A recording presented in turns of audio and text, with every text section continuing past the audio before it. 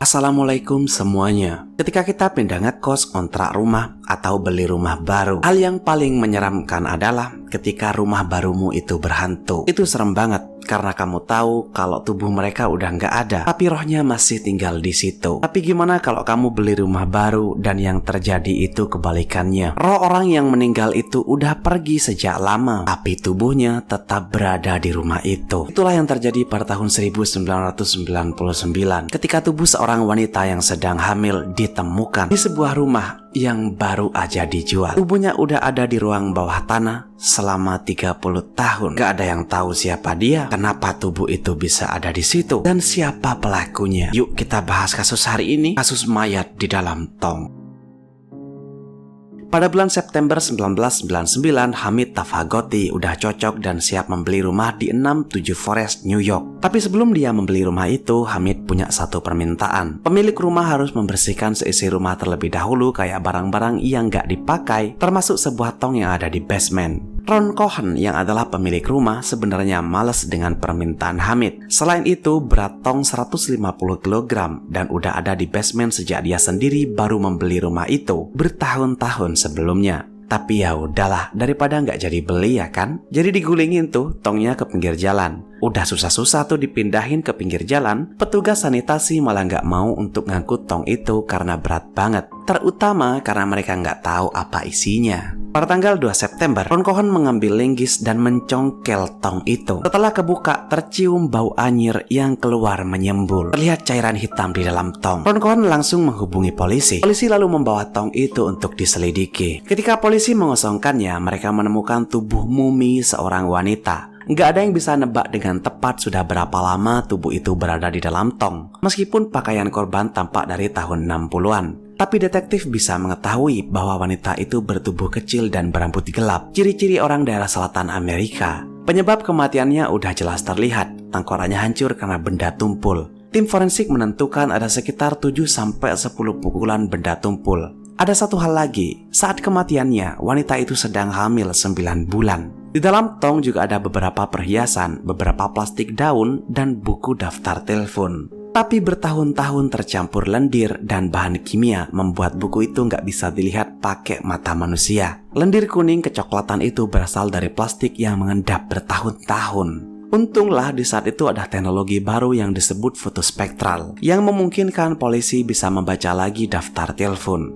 Ada ratusan nomor telepon dan polisi mulai menelpon nomor itu satu per satu. Tapi karena udah 30 tahun ya, maka nggak ada yang nyambung. Tapi polisi terus nyoba. Di titik itu, polisi bisa ngelacak nomor seri pada tong yang mengarah ke perusahaan kimia di New Jersey. Polisi menelusuri tanggal pembuatan tong yaitu pada tahun 1965 dan perusahaan tong itu udah dijual ke perusahaan plastik Melrose, perusahaan yang membuat daun plastik kayak yang ditemuin di dalam tong. Mengetahui bahwa tong itu dibuat pada tahun 1965, polisi mulai bertanya ke tetangga tentang siapa yang tinggal di rumah 67 Forest pada tahun 60-an. Tetangga mengatakan bahwa pada saat itu, rumah itu dimiliki oleh Howard Elkins. Howard adalah orang kaya dengan istri dan 3 anak. Howard juga adalah pemilik perusahaan plastik Melrose. Di momen itu, polisi juga mendapat telepon anonim yang mengatakan bahwa pada tahun 60-an, Howard Elkins telah berselingkuh, tapi penelpon gak tahu nama wanita itu. Yang dia tahu wanita itu orang Hispanik dan bekerja di pabrik Melrose. Polisi terus mengikuti petunjuk sampai ke rumah Howard di Boca Raton, Florida. Ketika sampai di rumah Howard, polisi bertanya apakah Howard tahu tentang ruangan basement dan tong itu. Howard mengatakan kalau dia nggak tahu. Dia bilang nggak pernah tinggal di rumah 67 Forest dan perusahaannya nggak pernah memproduksi tong itu. Di situ polisi tahu kalau klaim Howard ini bohong. Polisi nanya, apakah kamu pernah berselingkuh sekitar 30 tahun yang lalu?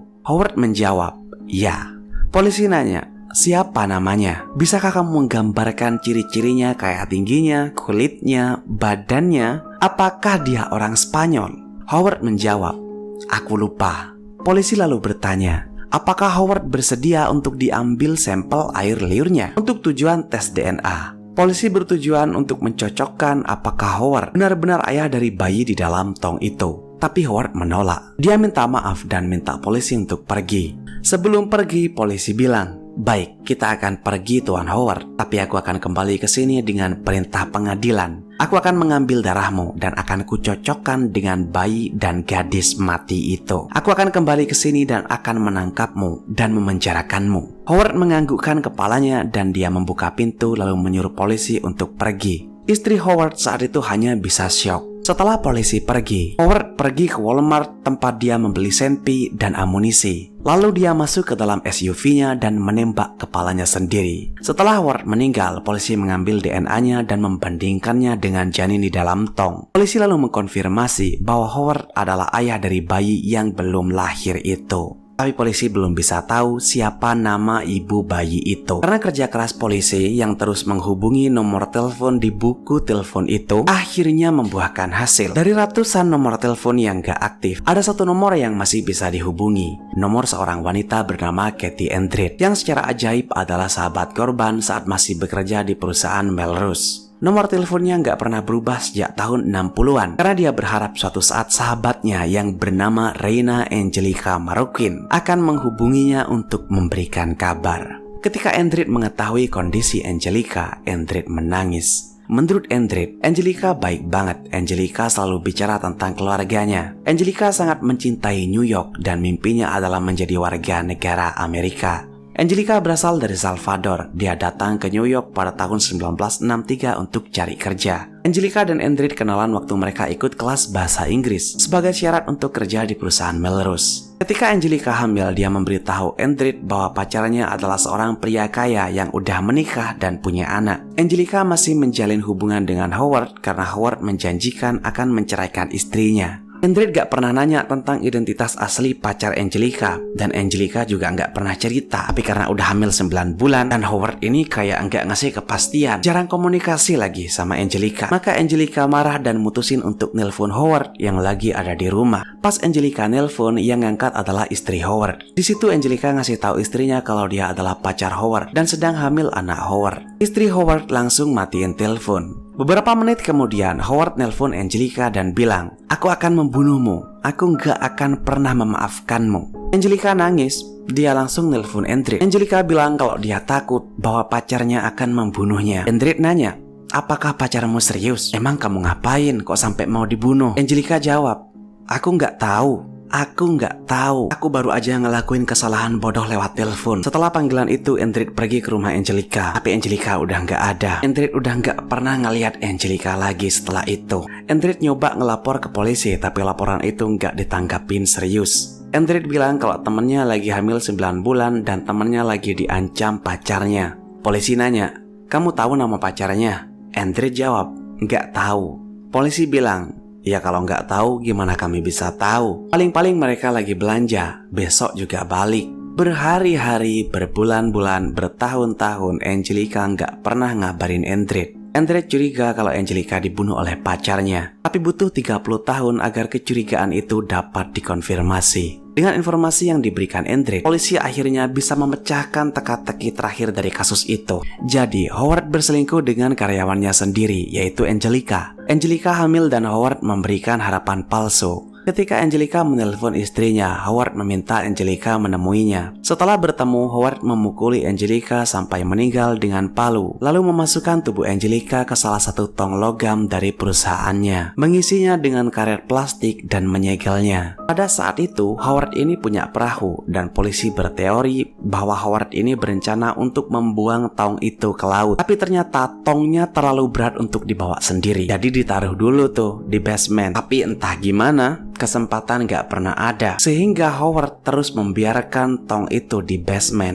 Howard tinggal di 67 Forest bareng istri dan 3 anaknya selama 15 tahun setelah pembunuhan Angelica. Ketika Howard pensiun, mereka menjual rumah itu. Terus sampai ada 3 pemilik lain, yang terakhir Ron Cohen, yang akhirnya membuka tong itu. 30 tahun tubuh Angelica berada di basement itu, sedangkan anak-anak bermain petak umpet di sekitar tong. 3 keluarga yang tinggal di situ hidup aman-aman aja dan pindah tanpa pernah dihantui atau terganggu dengan roh Angelica. Tapi jika kalian berpikir bahwa roh itu nggak ada, tunggu dulu. Setelah ditelusuri dari 3 keluarga yang pernah tinggal di situ, setidaknya 1 kali dari setiap keluarga pernah bermimpi tentang seorang wanita yang terjebak dan meminta pertolongan dari dalam tong. Lalu seorang reporter bernama Oscar Coral yakin bahwa keluarga Angelica mungkin masih ada di luar sana dan mungkin masih bertanya-tanya tentang apa yang terjadi pada putri mereka. Berkat bantuan Endred, Oscar terbang ke El Salvador dan berhasil melacak ibu Angelica yang udah berusia 95 tahun. Tapi ketika Oscar nyeritain apa yang terjadi pada putrinya, ibu Angelica bilang kalau dia udah tahu. Ibu Angelica bilang bahwa setahun yang lalu dia bermimpi yang kerasa nyata banget kalau Angelica terjebak dalam tong dan meninggal. Jujur ya, merinding saya nyeritainnya, tapi itulah yang terjadi. Kasus ini kayak ada mistis-mistisnya ya. Jadi kalau seandainya kalian pengen saya ngebahas kasus lainnya, komen di bawah. Tetaplah aman dan makasih udah nonton sampai akhir.